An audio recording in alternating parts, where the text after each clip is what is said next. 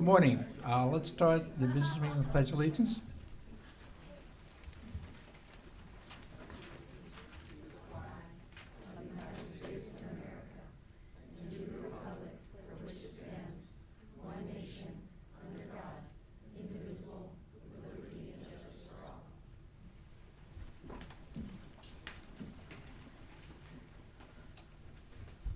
So, I guess we should note that Commissioner Douglas is not here today. And then this is Commissioner McAllister. I'm going to recuse myself from items 1A and B on the consent calendar, since I'm actually on the board of NASIO, which is the subject of both of those items. So I'll remove myself from the dais, and the vote can happen on the other items, or on those items, and I'll come back. Great.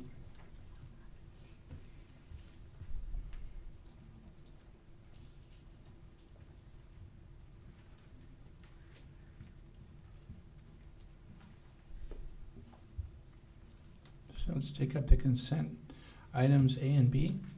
I move the consent calendar. Items A and B. Items A and B. Second. All those in favor? Aye.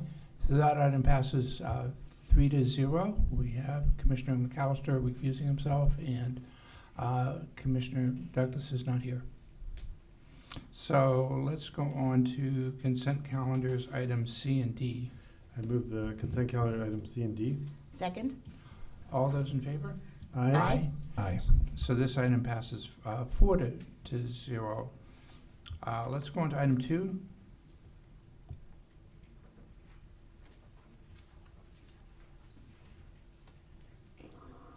Great, thank you, Chair.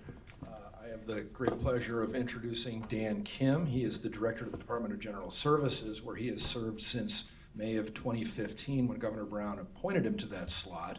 He had been a public servant for better than a decade prior to that, and at DGS he has led our state efforts to add renewable energy to our state consumption. And so we've asked him this morning to provide a brief overview to you about these efforts to lead. Dan? Thank you, Executive Director Bowen.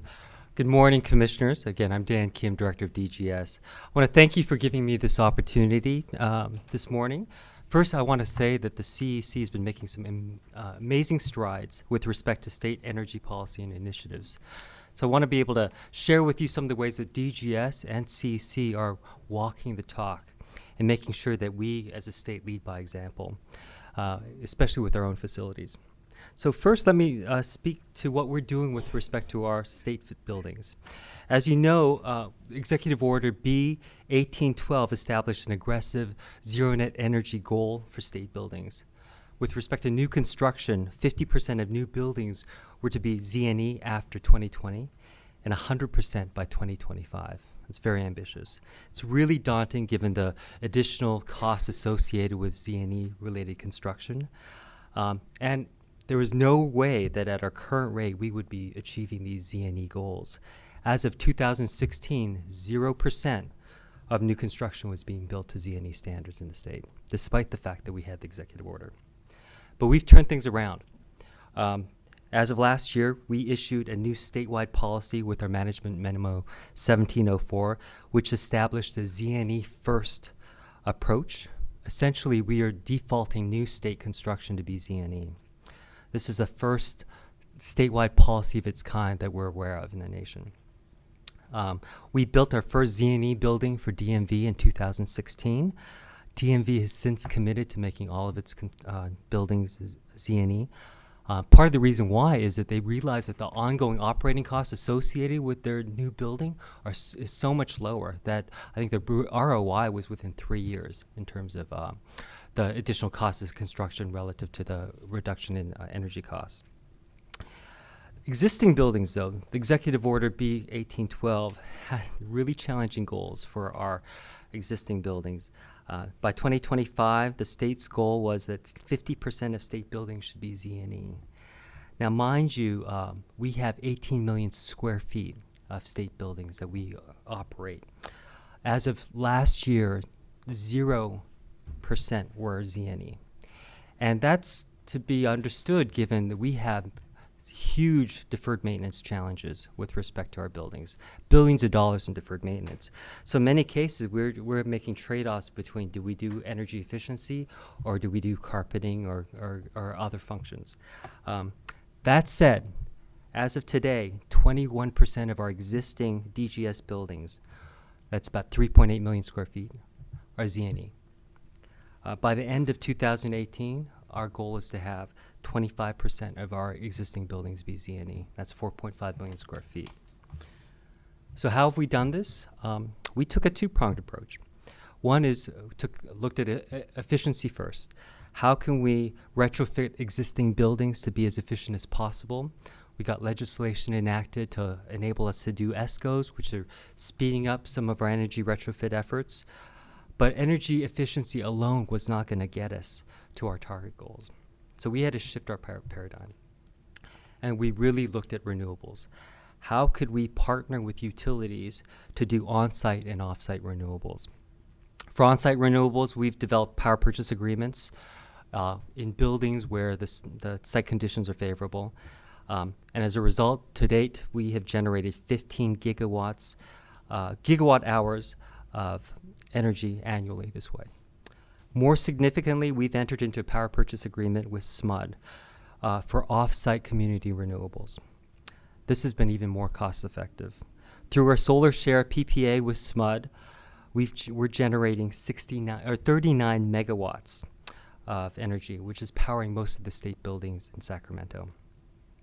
This has been win-win-win, as the solar share PPA provides SMUD with this financial security to invest in solar.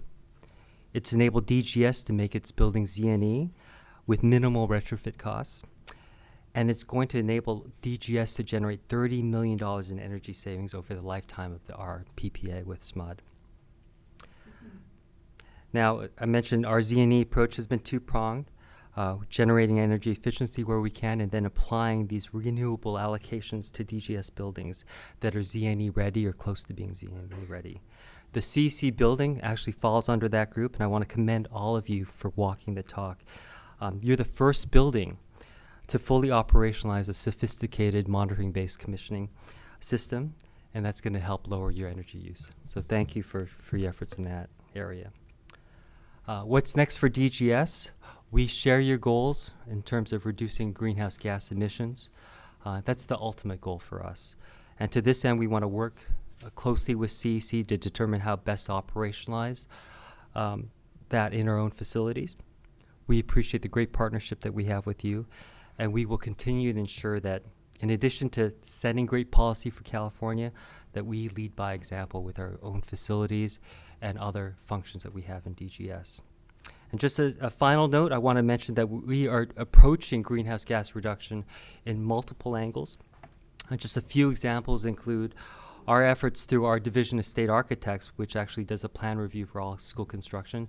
We're actually having DSA kind of nudge school districts to generate energy efficiency in their school construction efforts. We have a lot of bond funds right now, so this is an opportunity for us to really weigh in and help schools see the value of being much more energy efficient. We've also established a zero-emission vehicle and hybrid first policy for the state fleet. To our knowledge, it's the first of its kind in the nation. Last year, 25% of our light-duty vehicle purchases were ZEVs, and we're pushing that even further. We had a mandate to reduce petroleum consumption by 20% by 2020. As of last year, we've reduced that consumption by 31.5% already. We're also working with CEC and many partners, excuse me.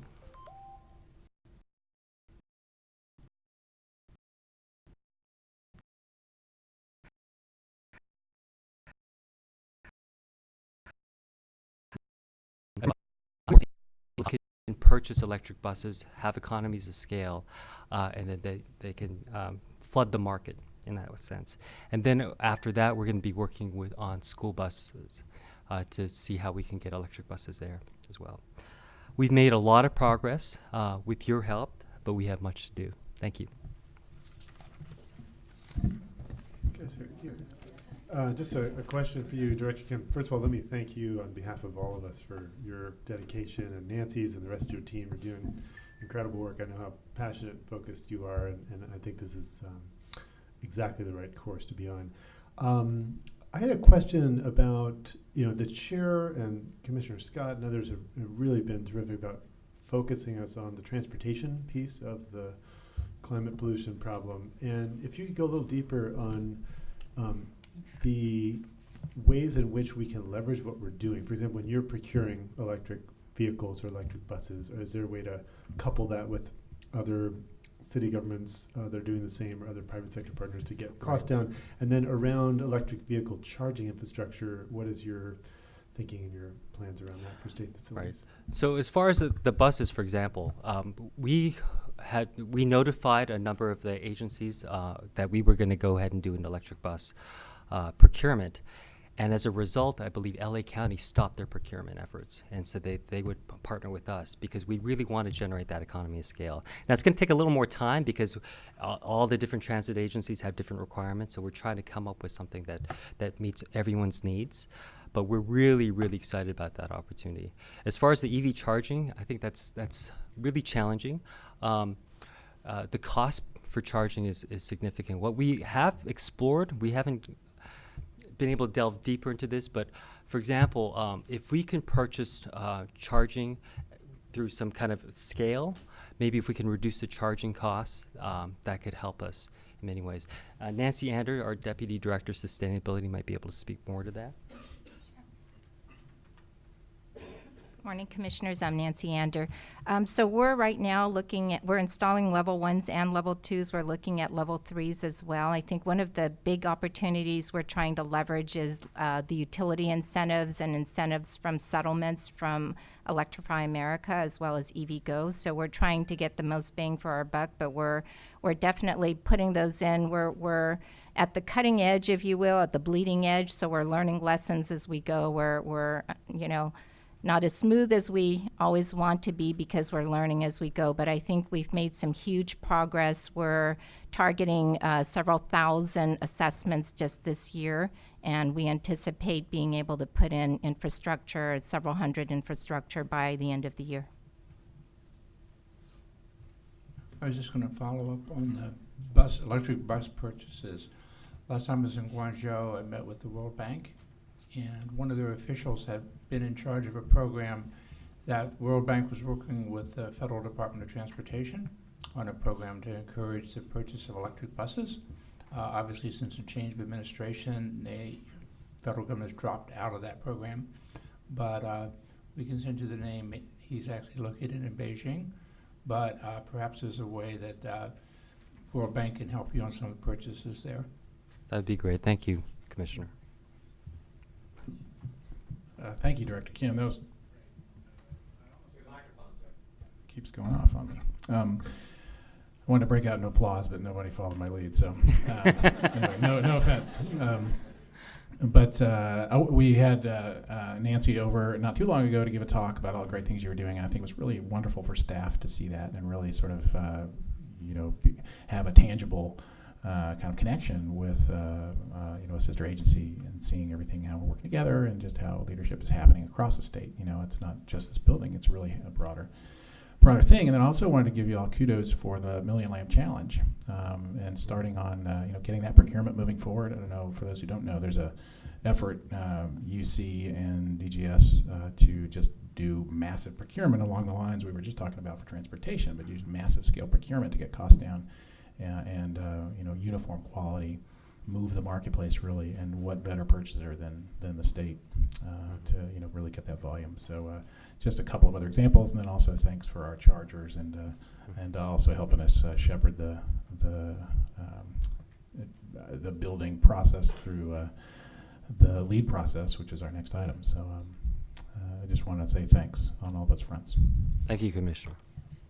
I just add in my thanks as well. There have been lots of things that this state is leading by example, and with existing buildings, with transportation, with the charging infrastructure, all of those components, it's been good to have DGS as a partner in that. We have as you probably know, the ZEV policy group that's run out of the governor's office with GOBIZ and DGS and Energy Commission, PUC, and everybody to really kind of think through how we work well together, and with all of the state facilities that we have, leading by example is a great way to go. So appreciate the work that you're doing in this space.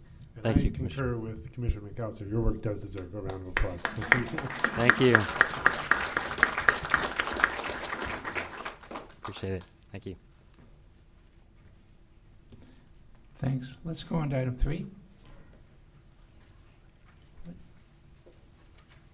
Just double check if there is any public comment. Okay. Fine. Any public comment on item 2, either in the room or on the line?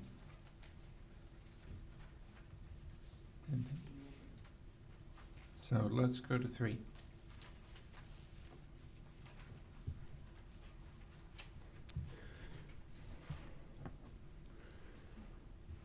Good morning. When we meet, we often take actions that improve the quality of life for Californians specifically, and ultimately many beyond California. Today we want to update you on a feel-good story that benefits each of us that work in this 36-year-old building, how by multiple efforts by many, including the conscientious individual actions of staff, the sustainable operation policies of commission management, and the long-term vision of state leadership, how such efforts have come together for a no-regrets win-win. Next slide, please. The LEED certification initiative is based on Governor Brown's 2012 executive order that directed state agencies to take steps to reduce entity-wide greenhouse gas emissions and obtain LEED Silver certification for state buildings.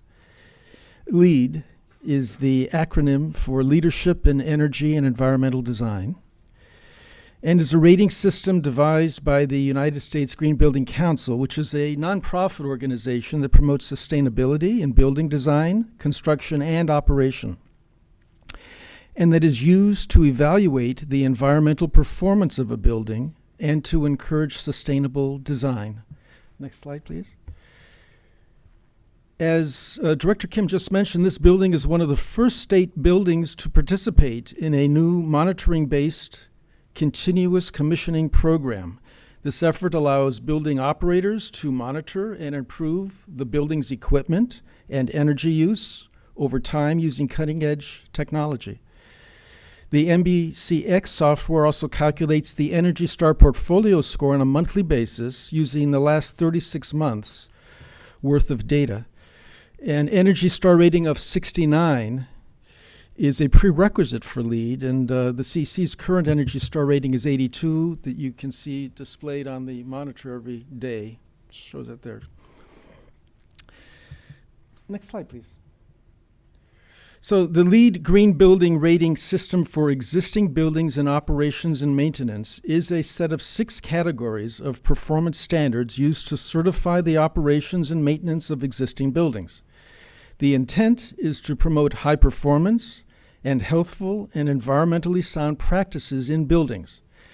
After 4 years of making process and physical improvements, specifically addressing water and energy use, sustainable purchasing policies, waste stream management, ongoing indoor environmental quality checks, exterior building site maintenance, and environmentally preferred products purchases and practices for cleaning and alterations, the building went through a 1-month intensive auditing period last December, where performance data was monitored, collected, and submitted for review. Next slide. To earn LEED certification for existing buildings in operations and maintenance, a building must satisfy a number of prerequisites and then qualify for a minimum number of points to attain one of the 4 project ratings listed on this slide. The Warren Alquist State Energy Building achieved LEED Gold certification with 62 points. Here are a few example measures that help to push our building into the gold. In response to drought risks, water fixtures and fittings were upgraded to low flow, which result in 41% water savings, or approximately 650,000 gallons annually compared to the LEED baseline. That's about the size of an Olympic-sized swimming pool. In partnership with SMUD, the building offsets 100% of electricity use with renewable energy sources. A survey of building occupants revealed that about 58% of Energy Commission employees commute using alternative forms of transportation, like light rail, biking, walking, carpooling, or driving a hybrid, electric, or fuel-efficient vehicle. Let's go to the next slide. That's it. LEED certification represents 4.7% of commercial office buildings in the 30 largest U.S. cities. Assuming non-commercial buildings have a similar penetration, we can conclude that LEED Gold or better is achieved by around 2% of total buildings, which is a rare and impressive achievement. This was a project that involved the coordination of many hands from different agencies and a cross-section of staff within the Commission, and could not have been accomplished at this level without the encouragement and support of, if you're in the room, if you don't mind standing, Rob Cook, Sandra Frum, Grant Mack, Elizabeth Huber, Liz Flores, Gabe Taylor, Keith Roberts, Cheryl Hancock, Executive Director Drew Bohan. Nancy Andrews helped out at the pulling us over the line, and your Bob Huggett, very helpful in this, to name but a few. So congratulations to us all.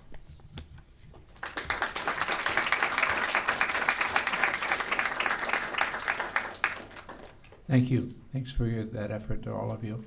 Any public comment from anyone in the room or on the phone? Then let's go to item 4.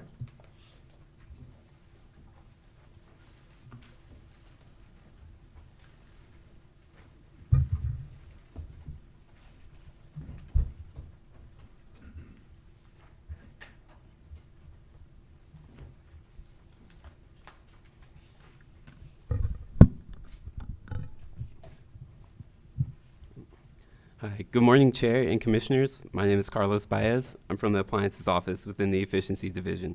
Today, I'll be giving a short presentation regarding our amendments to the Title 20 Appliance Efficiency Regulations rulemaking.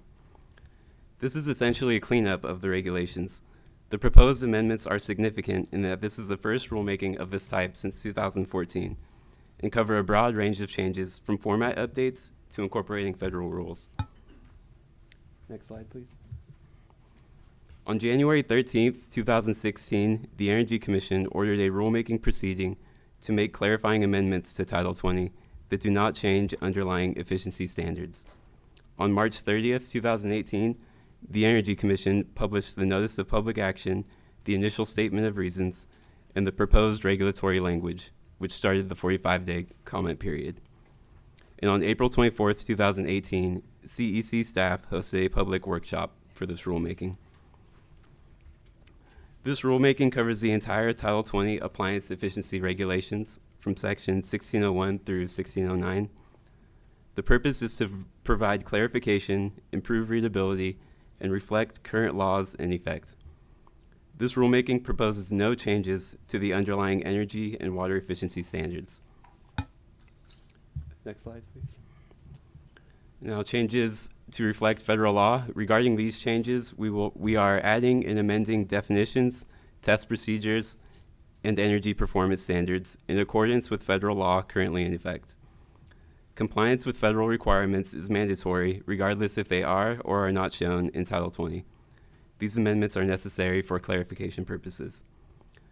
Title 20 is intended to be a complete source of information for stakeholders regarding appliance efficiency regulations at the state level and nationally as well. Next slide. Now, some state-specific changes. For these, when preempted by federal law, we are removing state standards and test procedures for appliances that are now federally regulated. In some cases, we are aligning state test procedures with federal test procedures for appliances that are not preempted. And a couple examples are lamps and state-regulated battery charger systems. Next slide, please. The Modernized Appliance Efficiency Database System, also called MAIDS, is the current version of the database used to certify models of regulated appliances. After having their products tested, manufacturers are required to submit appliance model data to MAIDS to determine compliance with the performance standards.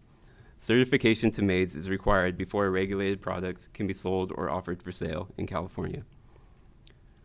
The current version of MAIDS was introduced in 2015. 2014 was the last year that a similar cleanup rulemaking of the scale was completed, so much of the certification language is outdated. Because of this, we are updating terminology and certification procedures in the regulations. In cases where performance standards or test procedures have been updated, the data parameters required for certification have been updated as a result for that specific appliance type. Next slide, please. Within the regulations, we are now specifying that the manufacturer's designated contact person will be notified via email when data submittals to MAIDS are approved or rejected. Contact information is already submitted during the account creation process in MAIDS, so no additional action would be needed on their part. Next, notifications regarding archiving models will be conducted via email instead of registered or certified physical mail.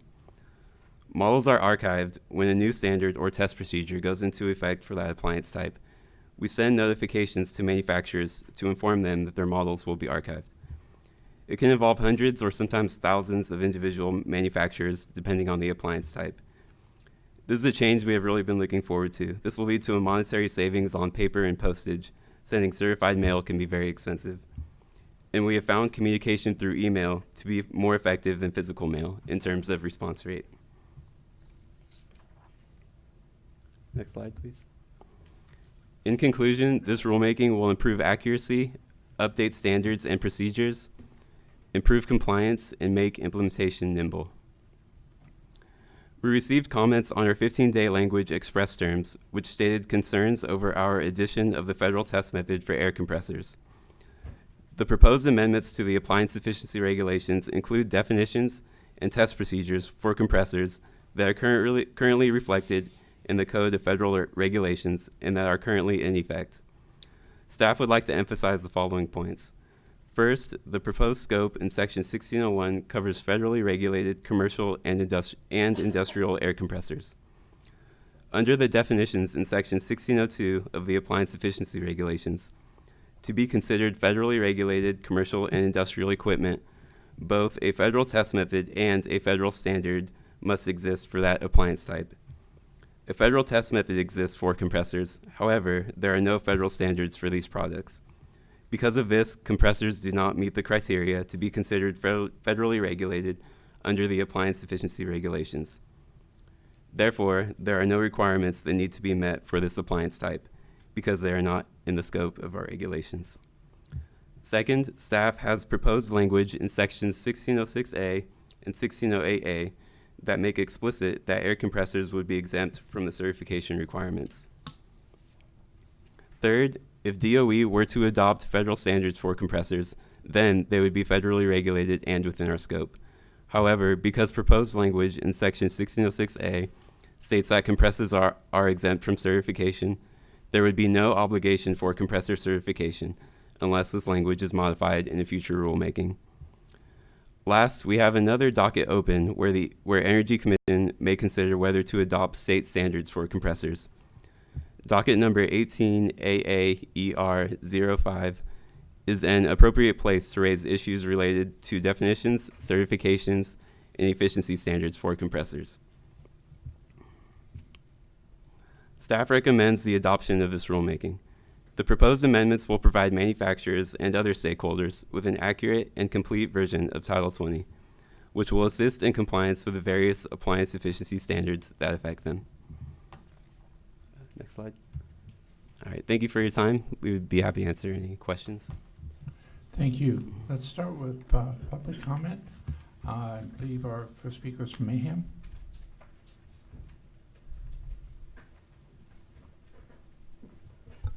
Good morning, Commissioners. Kevin Messner with AHAM. Wanted to first say just thank you. These technical updates are really helpful. I've noticed our comments are fewer than they were last time. Maybe someday we won't even submit comments on these technical corrections. That would be nice.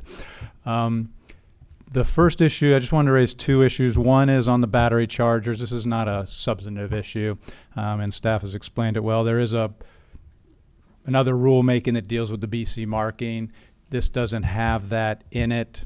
Understand it, makes sense. The only thing I'd ask is maybe in the final statement of reasons, you put the clarification that a BC mark is not required on the federal battery chargers. I'm nervous that retailers and others might not be quite as in following all the multiple rulemakings that could happen. So when they see this one that shows the BC mark is on there, and then the other rulemaking is lagging behind it, just a final statement or reason explanation, clarifying that might be helpful to avoid any confusion. The second issue is lights and LEDs. We need to figure out a way to deal with lights, LED lights that they don't want that to be done through these technical corrections. I realize the lighting standards, it's a big deal, but we have to figure out a way, or I'm not sure how this all flushes out. So tutorial having to do with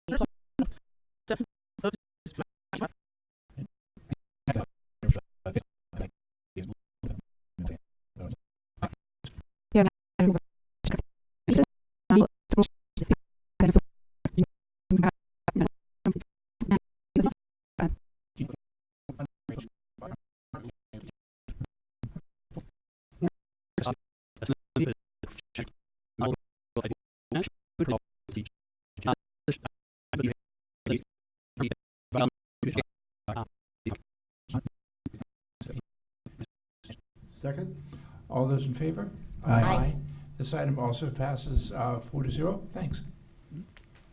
Let's go into minutes. Move approval of the minutes? Second. All those in favor? Aye. Aye. This minutes also pass 4-0. Lead Commissioner and Presiding Member reports. Commissioner Scott? Great. Well, it's been another exciting month since I saw all of you last. I had a chance with the Climate Works Foundation to take part in a visioning session about 2050 today, and really thinking forward in terms of the different types of things that we need to move from jobs, from technology, all kind of the broad spectrum to meet the climate change goals that we're all trying to meet in 2050, and what are the types of things that we ought to be working on today. One of the things that on the job side that I thought was really interesting is making sure when we talk about jobs, we're talking about one-to-one replacements. Many of the jobs in the the petroleum industry sector are union jobs. They come with health benefits and all kinds of benefits. It's kind of a way you can work your way up the ladder. It's an honest living wage, and so to say that a solar contracting job, for example, where you may not have all of those benefits associated with it, it's not really a one-to-one replacement. And I thought that was an important thing for us to think about as we're all thinking about jobs in this space. And also the place where things are. Does this require people to have to move to a new town? All kinds of things, so that we're making sure that we really are kind of talking about one-to-one replacements for people. So that, it was a very broad conversation, but I thought that was one of the most interesting points for me that came out of that meeting. I had a chance to go up to Oregon with a couple of folks from the Energy Commission as well for the 4th Mobility Electric Vehicle Conference. That was fantastic. This is probably the biggest convening of electric vehicle enthusiasts in North America. So it was a nice opportunity. And there were folks from all around the world there, from Costa Rica, from Norway, from England, other places. So we really have a chance to understand not just what the leaders in the United States are doing, but what leaders around the world are doing for electrification, getting the charging infrastructure out there, getting hydrogen refueling infrastructure out there, what's taking place not just in the on-road sector, but in ships and trains and other things like that. So it was a nice opportunity to listen and learn. I got to do some closing remarks at that conference, which was great. And actually, I was happy that people stayed because it went until 4 o'clock. Then there was a break, and then there was me. So I was, oh no, there's not going to be anyone here. But there was a good crowd there, and it was great to do some closing remarks there. I had a chance a couple weeks ago to speak at the National Fuel Cell Symposium here in Sacramento. That group covers both stationary fuel cells and also mobile fuel cells, like in the transportation sector. So good opportunity to provide some highlights about what the Energy Commission is doing in this space, and also to listen and learn from fuel cell experts from around the country. And then I just wanted to do a little shout out to Chair Weisenmiller, you and your team for the energy equity indicators. So Pam Doman and her leadership there, and also to Travis David, who has put together this amazing set of information that it's really user friendly. You can click through any number of types of indicators, whether it's a health indicator, the income indicator, where the disadvantaged communities are, in this just it's a really nice platform, a really great tool. So if you have not had a chance to get a briefing on it or a chance to look at it, please do. But I just wanted to give a shout out to Travis David. I was really impressed, and I was trying to figure out, how can I tweet about what's on here to help get the word out, what's there. It's a really nice way to take the information that the Commission has gathered over the last few years as part of SB 350, the low income barriers study, and put it in a way to help us make good, well, we already make good policy decisions, but to help us make additionally informed policy decisions as we go forward in this space. So I wanted to do a shout out for that. That was a great briefing. I loved getting a chance to really look at it, and I'm looking forward as it continues to have additional capabilities to see what's there.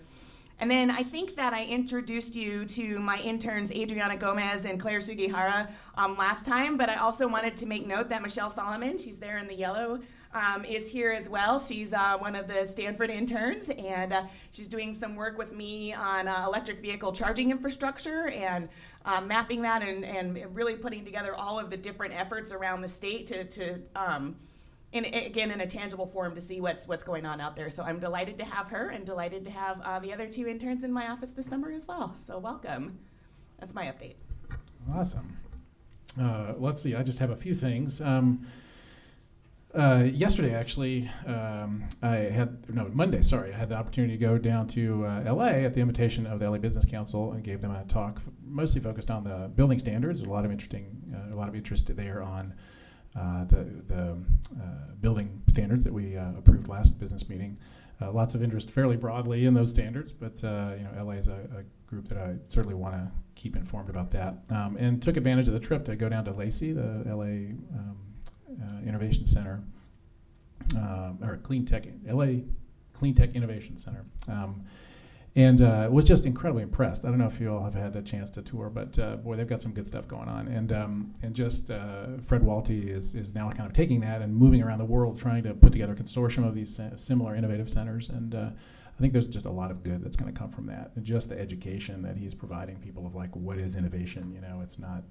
We gave $5 million. Exactly. I mean, they're very grateful for that. So, yeah, exactly. But they have a bunch of nonprofits working down there. Climate Resolve sits there, and a bunch of others actually use the space. And DWP owns the building and has kitted it out and really has been very supportive, and has an energy efficiency education center there and labs where they're testing lighting and equipment. So really a lot of really diverse group of activities there, but I think it reflects that just the attitude that modern LA has, where they're just very can-do and they just want to move the ball forward, and they've got a really cohesive set of policies and initiatives to do that. So kudos to all of them. I really enjoyed that visit. Let's see, a couple weeks ago, I went to D.C. for a few days for the Alliance to Save Energy Board meeting, and again, I'm chairing the Policy and Programs Committee. I kind of got my arm twisted into that, but it's turning out to be worthwhile because, again, people are looking to California for leadership. There's sort of a lot of folks who are feeling unmoored in terms of just what's going to happen next, and we provide sort of an anchor for them to show them kind of what's possible and what we're doing in our context, and we're just plowing forward. And a lot of the manufacturers that are national manufacturers or international manufacturers that are members of the Alliance really depend on California to sort of get policy right. We're a landmark market for them. We're a really keystone market for them. So it helps to be part of that group, I guess, is what I'm saying. Let's see. Been doing a lot of outreach on the building efficiency standards. Just incredible amount of interest. The vast majority of it positive. I think as it sinks in what we've done, and if people actually look at the regs, they're realizing how reasonable they are and how sort of well thought out they are, and how a couple of people have even said wise. Which I don't know how often you hear that about regulations, but I took that as a big compliment. So I think I just have to give kudos to staff for all the work that went into that rulemaking. And at the end of the day, when we get to 2020, I think it's going to be just self-evident that the solar and the other measures that we've included are just going to be standard features, and that's kind of just going to be part of the ether, just like thick walls and good windows now. And so a lot of other moving parts around it, but I think the direction we're going is great. Let's see. Gave a talk at the SEEC Forum, the State Energy Efficiency Consortium, which is marshaled by the Local Government Commission. Every year they do a big event really focused on local governments and energy efficiency. And so really good chance to interact with city and county government in a sort of a bunch of knowledgeable stakeholders, the leads in energy efficiency and sustainability at those agencies. So reinforcing those relationships and working with them to see what they want. And I guess that's it. I wanted to just finally I'll say we did the decarb workshop, which it was almost like a revival of some sort. I mean, there was a lot of enthusiasm in the room. This was a few weeks ago now. In the IPRA context, so Commissioner Hochschild and I were in the room for a lot of enthusiasm and just can do. A lot of people wanted to roll up their sleeves and help figure out how to decarbonize our buildings, and I think it really bodes well for the future. We're gonna have a lot of people contributing their ideas, and when you get applause at a workshop, in here in room A, I think it means you're onto something. So I really, I think a lot of people came away pretty energized from that. Finally, I wanted to introduce 3 interns that I have in my office, and they are all in the room, I think. Yep. So Eric Lyon is right there in the white shirt, and he comes to us from the Yale School of Forestry. Maggie Ding from UC Berkeley. Raise your hand a little bit higher. There she is. And Brighton Moeller, who is next to Eric there, who comes from my alma mater, Dartmouth College. And so they are doing amazing work, largely, as you might expect, focusing on data and doing analysis to help us visualize all the things that are happening in terms of energy use and just our buildings. And if any of you want a briefing, I mean, we're getting towards the end of the summer, and I think Maggie's going to leave us first. But they've really been doing some great work, and so I wanted to give them kudos and say thanks for a job well done, and it's ongoing. But I just wanted to make sure to let everybody know they're here and have been a really great resource for my office and for the cause of energy efficiency in buildings. So thanks, you guys. And thanks actually to Brian and Martha for helping manage and just giving them good, solid work to do and overseeing all that. It's been great. Well, I also want to thank Commissioner McAllister for the decarbonization workshop. It is nice to get applause in this hearing. It doesn't have its, but in fact, you've been getting a lot of applause, and rightfully so. In fact, even in absentia, I was at the Builder Show, the Pacific Coast Builder Show, a week or two ago, and a lot of talk about the building regs and great support from all the constituents there.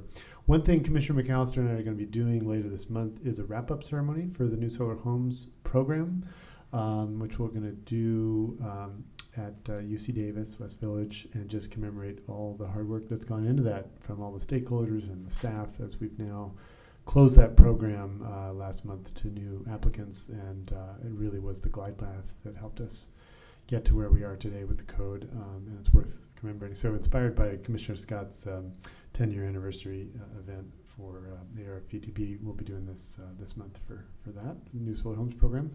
On solar costs, I said at the time of the vote when we adopted the Title 24 code that the evidence shows there's a lot more cost reduction to happen in solar. In fact, that's exactly what's happened since the vote.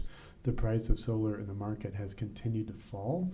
And in fact, today in California, last week, we saw the first bids below 2 cents a kilowatt hour, so 1.8 cents a kilowatt hour for utility scale PV. And there's a lot more cost reduction still to come. So this is, I think, a real tribute to the early work, again, here at the Energy Commission, the Emerging Renewables Program, and all the seed planting that happened to get us to where we are today. I wanted to thank Chair Weisenmiller for working with President Picker to put together the on-bank. I thought that was really fruitful discussion about the changing business models, the retail side of things, and it was just great to be together with our colleagues. I think there were 3 of us there from the Energy Commission, all 5 from the PUC for a full day's discussion, and some lively speeches by Ralph Cavan and others. We're doing also, along with the IPER, we're actually doing the first IPER video, and so Katie is working on that with the media team, and I'll be able to share that soon too. It's going to be just a couple minutes summary of this IPER Volume 1 report. I'm really excited about that. And then finally, I just wanted to share on the Climate Summit, it's always a bit chaotic organizing these big international things to begin with, and a lot of folks I talked to said, boy, it seems like it's really disorganized, and so in getting together, and I said, it always comes together at the end, and that's really what I'm seeing now. The shape of the summit, I think the goals are very bold and ambitious, and there's now over 500 sidebar events for the summit, and I've gotten roped into one of them, which I wanted to extend an invitation to all of you and any of the staff who are here to join, which will be on the 11th. We have Al Gore confirmed it'll be at Fort Mason, John Kerry and Tom Friedman from the New York Times. We're doing sort of there'll be a Shark Tank type dialogue on agriculture, and actually the role of agriculture in solving climate change, and then on clean energy and transportation, featuring some entrepreneurs, and working with Orville Shell from the Age of Society and others on that. So that's coming together, and looking forward to that. That's good. Just a few things I was going to note. I attended 3 things. One was the Prime Minister of Portugal, for the first time in 20 years, visited California, and basically met with the governor, and then we had an event at the Stanford Mansion, and it was a pretty emotional day for them. They had both Senate and Assembly resolutions, and they said that the thing that really hit him was how many of our legislators just stood up and said, I'm Portuguese. There's obviously a lot of people in the Valley whose parents or ancestors came from Portugal, so it was a sort of reunion for many. So that was a inspiring event. And then the following week, the governor and I met with the president of Germany in a German consulate and had a nice dinner. But again, a fascinating conversation. He was saying how angsted he was to realize that, historically, America has really been the anchor for Germany, and suddenly he finds himself, say, closer to China on trade policy than to America. Even finding himself, believe it or not, closer to Russia than the U.S. on some other policies. So just really that global angst at this stage. And finally, I was going to say that I went to Pat Mason's retirement party at basically at CFE. Pat is retiring after basically his whole career has been there. So obviously it's a transition. I actually forgot who's the new head of that organization, but I'm sure it'll go through changes at this stage. Sure. Just a question for you, Mr. Chairman. Obviously, a new Supreme Court Justice nominee has been introduced, and potentially there could be some rulings in the future that might jeopardize our work here. I'm just curious, what are you most concerned about in terms of Supreme Court rulings, in terms of how it might impact California? Well, I mean, obviously, it's going to be, it could be across the board on a number of things which we have as our basic values. I think people are concerned about women's rights. They're certainly concerned about, immigration. I think all of us were shocked by the travel ban ruling and also the union ruling. So again, I think it's going to force us to think about making sure that our fundamental values, where we need to, are safeguarded at the state level. Where possible. But again, I'm sure there's going to be a pretty ferocious battle in the Senate. I think both of our senators are taking the lead against this nomination, although we all know the vote count is not looking great. So, yeah. Let's go to Chief Counsel's report. Let's go to Executive Director's. Oh, I should flag that there was a misstatement on the agenda about a closed session. We're not having it. Right?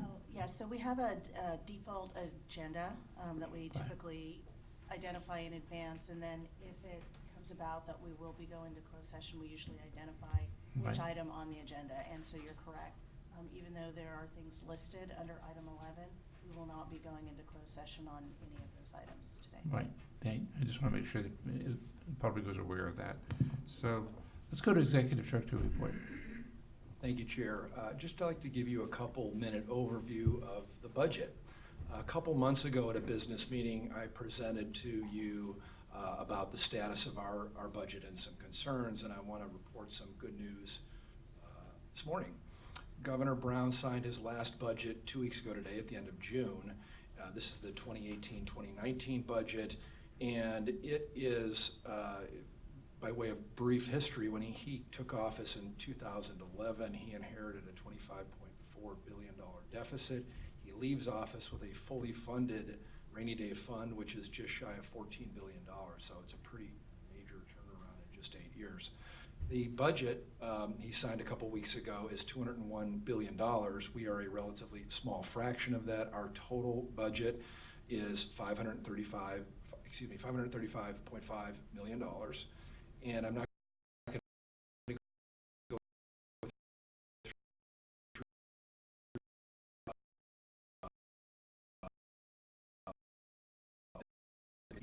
through for electric vehicles, which I think is very good news. We also got $80.5 million of cap and trade funds out of an overall $1.4 billion budget for that category. This has been a steady increase we've been seeing for the Energy Commission out of the cap and trade fund. And finally, I just wanted to spend a minute talking about ERPA. ERPA is the Energy Resources Program account. We touched on this several months ago at a business meeting. It's our main source of operational revenues, and it's been a real challenge. I explained a couple months ago that we've been victims of our own success in that we have, since Governor Brown took office, added 66 new ERPA-funded positions and 72 non-ERPA funded positions, which is a strong indication that both the legislature and the governor view our work as positive and something to be added to. But the bad news is the ERPA account itself, while these demands have been going up, has been flat or being reduced. And the reason I say victims of our own success is major contributors to that reduction in the ERPA account, which is based off of metered energy in the state.